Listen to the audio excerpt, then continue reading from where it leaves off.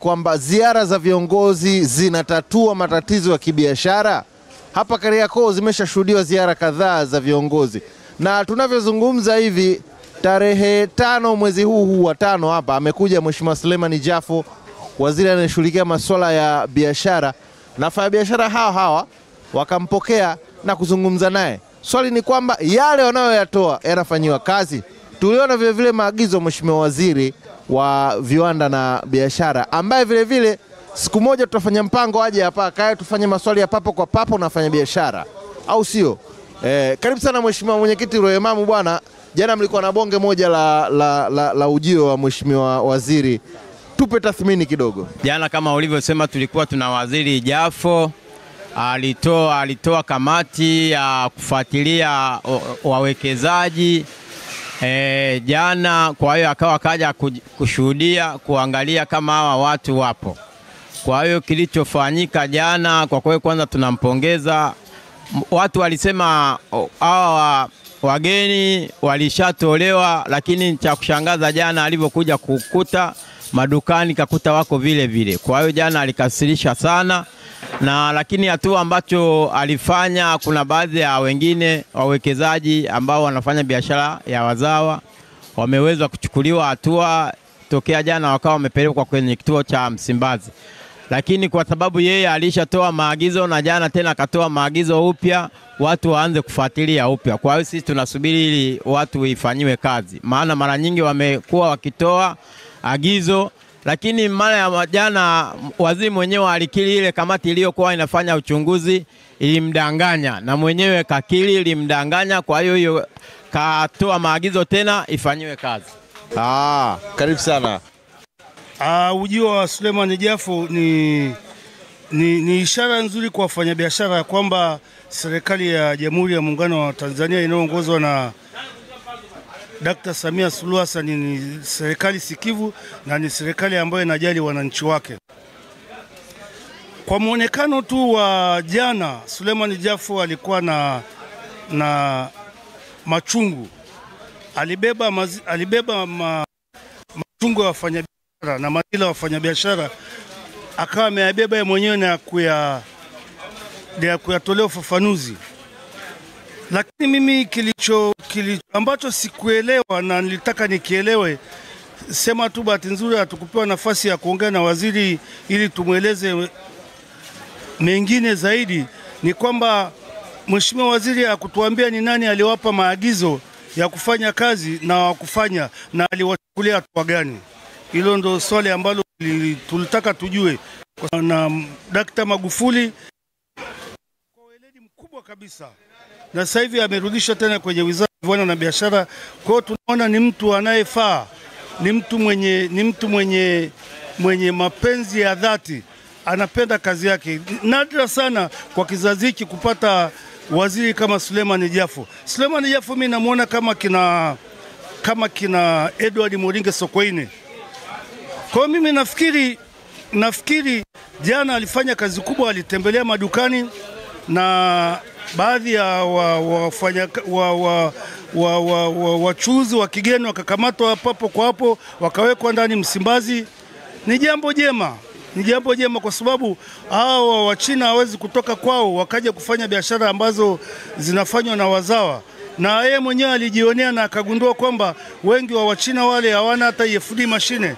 Wengi wa Wachina wale walikuja huku kama mainjinia. Wengi wamekuja na vyeti vyao vya injinia kuja kufanya kazi za ujenzi na shughuli nyingine za kiuwekezaji. Lakini kwa sababu ya lupu iliyopo ndani ya nchi yetu, wameweza kufanya biashara ambazo ni za wazawa. Mimi nitoe rai kwa wafanyabiashara wa Kariakoo na wa nchi nzima kwamba tumpe ushirikiano wa kutosha, ili kama kuna mahali ambapo unajua huyu si mzawa ambaye anafanya biashara ndani ya taifa hili, toa ripoti kwa mamlaka zinazohusika. Huwezi kwenda hata Kenya ukafungua duka. Hata wale wa Kenya hawezi. Kwanza ukiuza mara moja mbili lile duka halitakuwepo. Lakini sisi wa Tanzania tunakaa tu tunajichekea. Na vile vile mimi nafikiri ni mshauri tena Mheshimiwa Suleiman Jafo akate mti akiwa juu ya mti kama anataka kufanikisha hili swala. mimi namshauri akate mti akiwa juu ya mti, ili si swala la kuchekea. Nipende sana kuwashukuru ndugu zangu wafanyabiashara na wanajumuiya wafanyabiashara Kariakoo kwa jinsi ambavyo walipoteza muda wao na kuweza kuungana na waziri mkuu kumwonyesha mitaa mbalimbali ya maduka ambao ni wabadilifu na wahujumu uchumi wa taifa. Asante ndugu mtangazaji, naomba kuwasilisha. Asante sana Roque Ombeni. Tunaangazia kama ziara za viongozi zinatoa masuluhisho kama iliyofanyika ya Mheshimiwa Suleiman Jafo. Karibu sana. Asante ndugu mwandishi wa habari. Mheshimiwa, ziara ya waziri wa viwanda Jafo ni mzalendo wa kweli. Jafo anaipenda nchi yake, na kati ya mawaziri ambao wanamsaidia na ni wachapa kazi, wanafanya kazi kwa dhati na moyo wao wote, ni Suleiman Jafo. Suleiman Jafo kama alivyosema mwenzangu, namfanisha na Edward Moringe Sokoine, na hata hicho cheo cha waziri wa viwanda nafikiri mama angempa cheo cha juu zaidi ili amsaidie zaidi. Ngeshauri mawaziri wengine waige mfano wa Suleiman Jafo. Suleiman Jafo kufika hapa Kariakoo na kuangalia hali ilivyo na kutembelea wananchi mara kwa mara, na sio mara ya kwanza kuja maeneo haya, ni uzalendo wa hali ya juu, kitu ambacho mawaziri wengine hawafanyi. Hapa mtu alikuwa atembelea tena ni naibu spika, ndio alikuwa anakuja hapa. Sasa hivi majukumu yamemzidi kutokana na bunge linavyoendelea, naibu spika. Sasa nampongeza Jafo kwa kazi kubwa kupambana na changamoto za Kariakoo kuhusu wageni wanaofanya biashara maeneo Tanzania hii. Niseme Kariakoo Tanzania kinyume na sheria. Sheria zipo, lakini wanaosimamia sheria hawafanyi kama inavyopasa. Hawajibiki. Hawamsaidii Mama Samia. Kwa hiyo nimpongeze Mama Samia kwa uteuzi wa Jafo, na Mungu amwekee mkono wa baraka katika safari yake. Asante sana. Karibuni sana. Tunataka tupate vile asilimia kubwa ya kero ambazo bado zipo, kwa sababu jana mjapata nafasi pia papo kwa papo. Karibu sana. Nashukuru upata nafasi hii. Mimi nafikiri haya tunarudia kwa sababu tunarudia yale. Tunarudia kwa ajili ya kumsifu Suleiman Jafo kwa kazi nzuri aliyokuja kuifanya jana. Mimi nafikiri hili jambo la kuigwa viongozi waliopo madarakani. Jafo anaipenda nchi. Sasa kuna watu ambao wako chini yake wanamwangusha. Ndio maana jana alifoka. Jamani, hili biashara haitakiwi. Pia naomba niwaombe wa Tanzania na sisi wenyewe wa Tanzania, haya mambo tuachane nayo. Sisi wa Tanzania haya mambo ya kufuga wageni tuyaache. Tuwe na uzalendo. Kwa nini serikali inapiga kelele? Haya mambo inatetea sisi. Na Suleiman Jafo amesema, jamani, kuna watu watafilisika mitaji hapa. Na ni kweli tutafilisika. Tukisha wafuga hawa watu kwa ajili ya maslahi ya mtu peke yako, mtu mmoja, tayari tutapata hasara kubwa sana. Kuna watu watapotea mjini hapa. Sasa hilo jambo halitakiwi.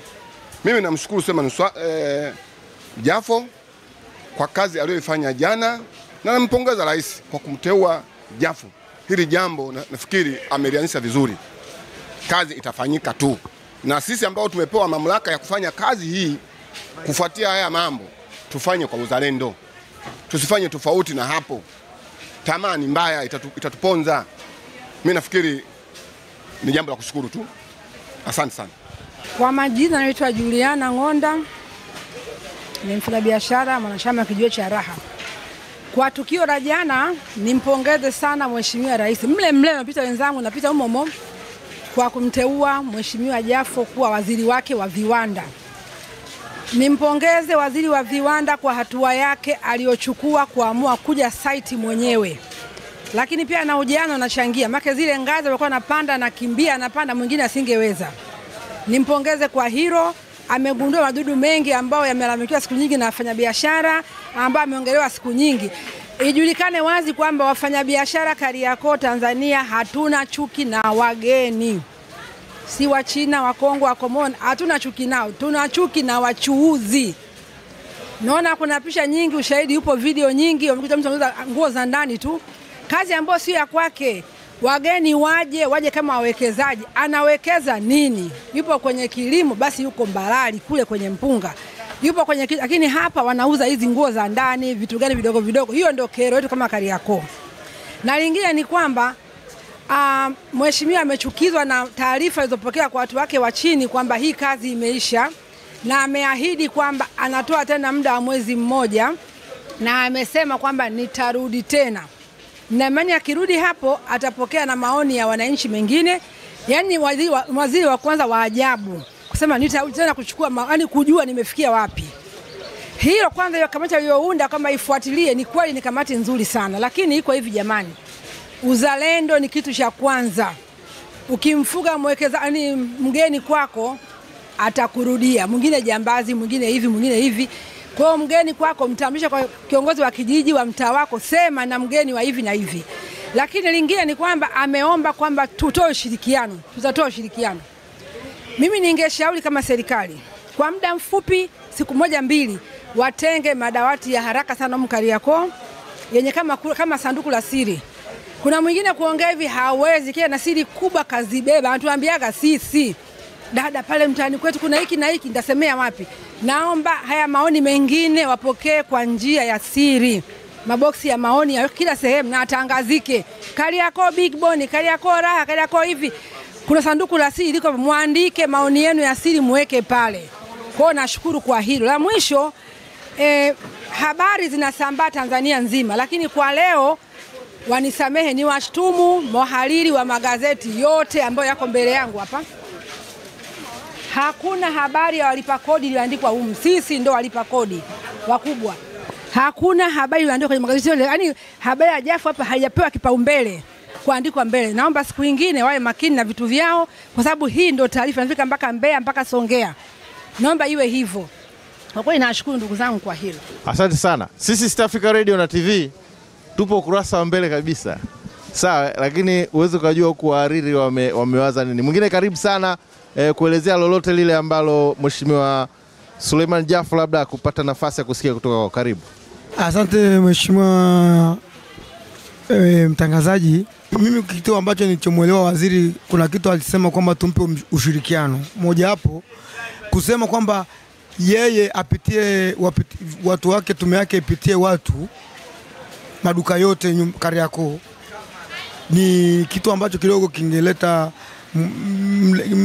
muda mrefu kupitia. Lakini kuna kitu alisema kwamba tumpe ushirikiano. Sasa ushirikiano wa aina gani tunataka tumpe viongozi wa serikali au waziri? Mfano sisi kuna ile tume iliundwa hapa na nakumbuka ni alikuwepo kamishna mkuu wa TRA akasema kwamba kuwekwe mabalozi wa kila nyumba. Sasa ile ingekuwa ni picha nzuri mojawapo ya kusaidia kujua watu wenye jengo hili ambao wafanyabiashara hawa ni wa kigeni, wafanyabiashara ni wazawa.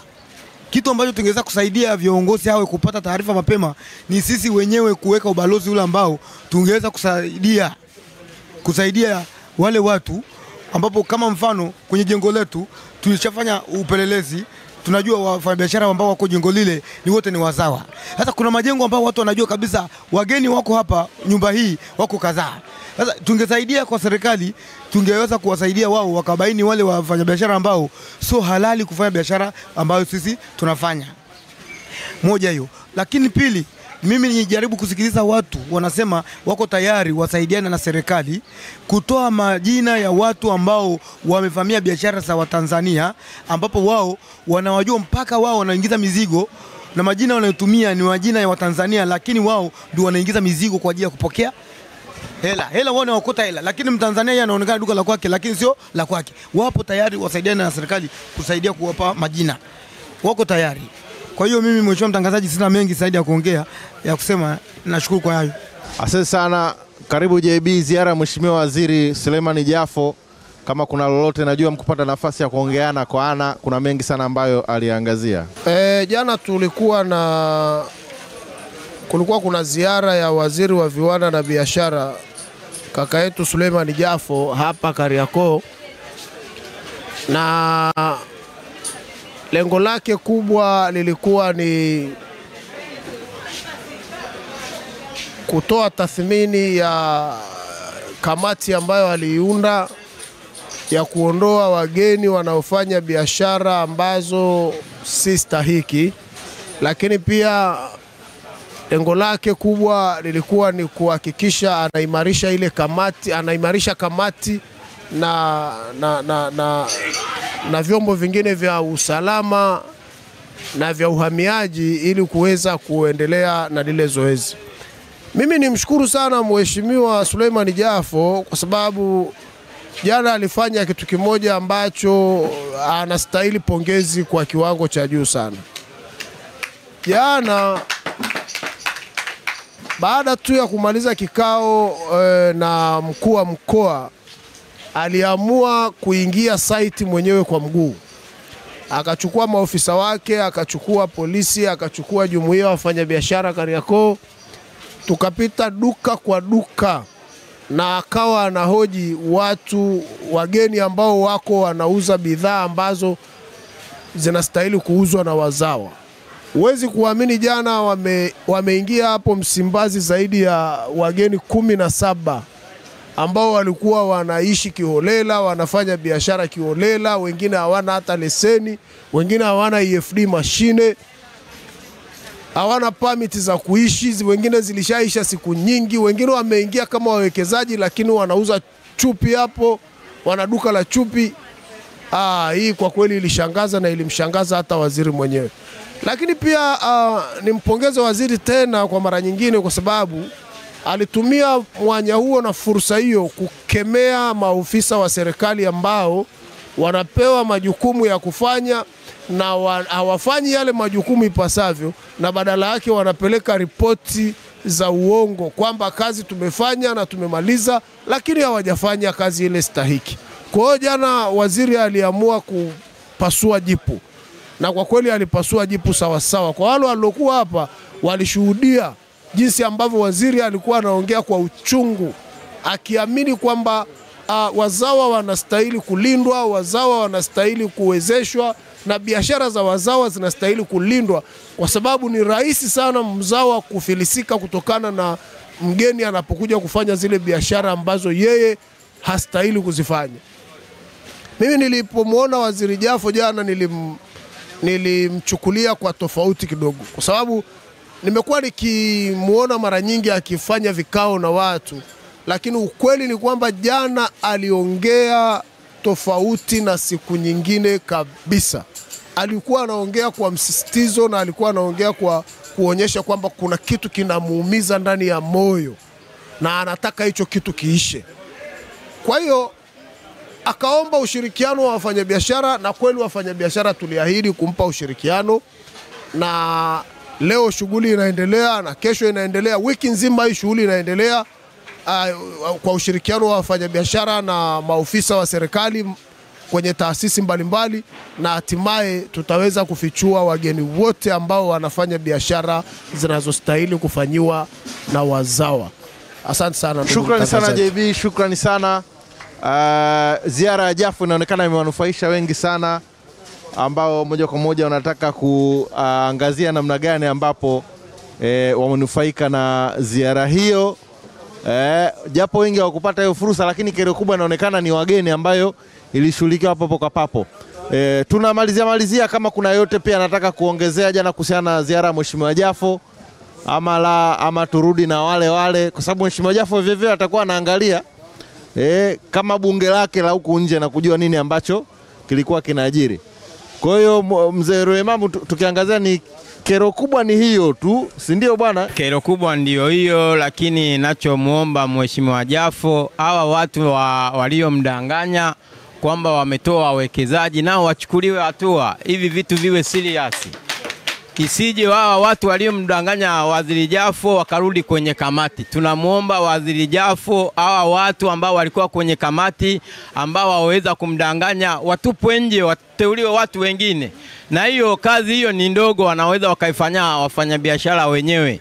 Sio wakae wanamdanganya waziri, serikali inatumia gharama alafu wanaingizwa kwenye kamati.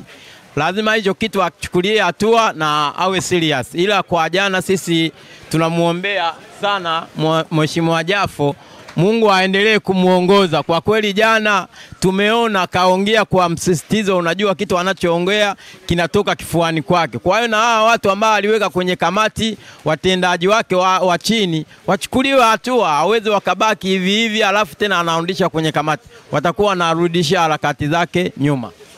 Asante sana. Dada Juliana nataka ajazie jambo kabla bosi wa wafanyabiashara. Jamani, samahani, sio kawaida akiongea mwenyekiti tena kuongea. Yaani mimi kwa kweli Jafo ni mbunge na imani nagombea kwenye ubunge. Yaani siko naye karibu hivyo, lakini kwa jinsi ninavyomuona kwenye kazi zake, ufuatiliaji wake na kwa hapa Kariakoo kwenye jimbo lake, msimuangushe. Yaani namuombea, mkimuangusha hatupati mtu kama, msimuangushe. Mitano tena kwa Jafo sasa hivi. Asante sana. Mheshimiwa Mwenyekiti, karibu sana, japokuwa ndo umeingia bwana, lakini tunafahamu ziara ya jana Mheshimiwa Suleiman Jafo ni moja kati ya ziara yenye manufaa sana hapa, lakini kama una la kuongezea, kwa sababu ameahidi kuja kurudi kufanya yale tathmini ya kile ambacho walikitarajia. Ni kweli ni hatua nzuri ambayo tulitarajia, na ni hatua ambayo watu walitaka kuiona inafanyika. Kwa hiyo kama ambavyo Mheshimiwa Waziri aliagiza kwamba mwezi huu wote tuwe katika operation, basi tunaendelea leo na siku zote kwa mwezi huu wote, lakini tunaendelea pia kuratibu kuona idadi kamili. Msemaji wetu anaendelea, na mpaka sasa tumeshapata zaidi ya 150 na bado tunaendelea kupokea taarifa. Kwa hiyo nafikiri mpaka tarehe 30 mwezi huu basi tutatoa tathmini ya kile ambacho tumeona, na serikali basi watapata kuona kwa undani kabisa kwamba ni namna gani mapato yanapotea, lakini nini kifanyike ili kuokoa mitaji ya wazawa ambayo inaenda kuangamia kama sio kumalizika kabisa. Shukrani sana, shukrani sana. Moja kwa moja kwa wafanyabiashara ambao leo kimsingi Mheshimiwa Waziri wa Viwanda na Biashara Suleiman Jafo amepokea maua yake.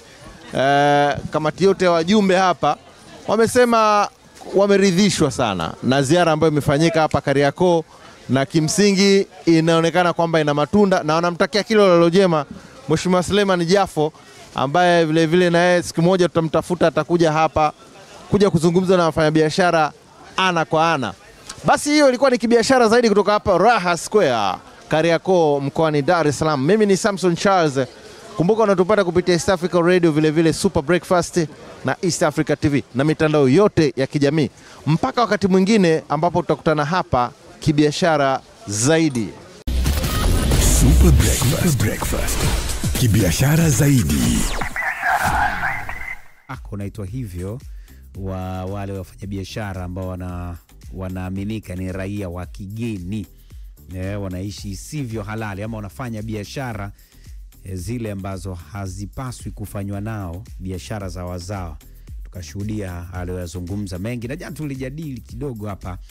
Hatimaye basi umesikia maoni ya wafanyabiashara ni yapi hasa kuhusiana na ziara hiyo. Sijaona yule ambaye alikuwa na shaka juu ya ziara, isipokuwa ni kukubali kile ambacho kimefanyika. Dakika ni ya 40 tangu 2 kamili itimia. Asante sana wewe rafiki yetu ambao uko nasi kupitia East Africa Radio. Shukrani sana bwana kwa ujumbe wako mfupi ambao umetuandikia. Tuko live kabisa kupitia YouTube channel yetu. Unaweza kutembelea pale na ukatuachia ujumbe kama ambavyo umefanya rafiki yetu. Anasema bana, huku barabara kutokea Msingi kwenda wilayani Mkalama ni mbovu, na mbunge wetu hakuisemea kabisa jana.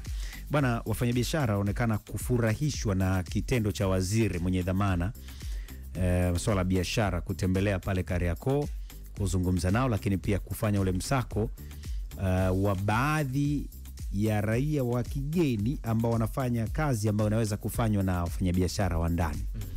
Hii inaleta picha nzuri sasa kwa wafanyabiashara, lakini pia kutoa nafasi kwa mzawa kwanza kwenye biashara ambazo zinaweza kufanyika na mzawa, inaweza kuwa sehemu ya kuchochea zaidi uchumi wetu.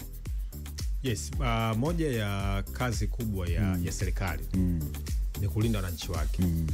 Na moja ya kazi kubwa ya serikali katika uchumi, hususan wizara husika, ni kuhakikisha kwamba wafanyabiashara wake wa ndani wanakuwa na mazingira mazuri, unakuwa ni mdogo kwa washindani wa nje. Kwa hiyo inachofanya serikali katika swala zima la kuhakikisha kwamba wanalinda wafanyabiashara ndani, hoja msingi ni kwamba kuhakikisha kwamba wanaweza kuhakikisha kwamba ukuaji wa wafanyabiashara wa ndani, kwa sababu kuna baadhi ya kazi au baadhi ya biashara au miradi tunahitaji wafanye wazawa ili waweze kukua, kwa maana kwamba kupata exposure, waweze kukua kimitaji, kivyo vile waweze kuwa wakubwa baadaye, kwa sababu nchi zote duniani zimekuwa zikilinda wafanyabiashara wao wa ndani. Kwa hiyo hoja ya serikali kuhakikisha kwamba baadhi ya mataifa wananchi wake hawafanyi shughuli ambazo Watanzania wakawaida kufanya ni hoja ya msingi katika kuhakikisha kwamba wanaweza kulinda wafanyabiashara wa ndani kama ambavyo sheria zetu nyingi, kwa mfano nilisema jana kwamba sheria kwa mfano ya TIC, kituo cha uwekezaji Tanzania, unapotaka kufanya mradi, kuna miradi ambayo anatakiwa kufanya Mtanzania, kwa maana kwamba kazi ambazo anatakiwa kufanya Mtanzania. Kwa kimsingi ni kwamba hii hoja ya kuwalinda wafanyabiashara Kariakoo inajengwa na huo mtazamo kwamba kuweza kulinda wafanyabiashara wetu wa ndani. Haya, message ni nyingi sana nimekuona pia. Mimi hiyo wa Mpare Nyasa Korogo Tanga. Asante sana bwana mkurugenzi kwa kutufafanulia kuhusiana na hilo. Ametuandikia hivyo, lakini nimekuona vile vile anasema huku Maisome Buchosa kwa mbunge barabara zinalimwa na watu wa